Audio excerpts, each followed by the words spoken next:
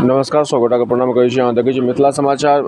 DM Arvind Kumar Verma के द्वारा काल्हि खना सुबह में 10 बजे मौसम खराब के बावजूदो मिथिला महोत्सव के आयोजन कयल गेलै। जहाँ स्क्रीन पर देख रहल छी अहाँ के डीएम मिथिला महोत्सव ई 2 दिन का प्रोग्राम है वाटसन स्कूल में मधुबनी 20 और 21 तारीख का।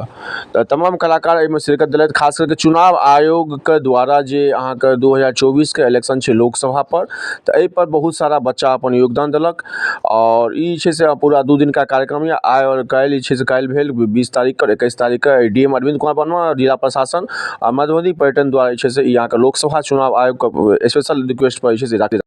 एहि कार्यक्रम में मिथिलांचल के अहाँ के कलाकार के संगे संगे हास्य कलाकार बम्बई से सेहो आयल रहथि। और संगे संगे ई कार्यक्रम के स्टार्टिंग से लेकर एंडिंग तक हर एक झलक में जिला प्रशासन द्वारा पर्यटन द्वारा लोकसभा निर्वाचन आयोग के जे कैंपेन है युवा वर्ग के अबै के लेल और तहे दिल से, तो ओहि पर विशेष फोकस कलक।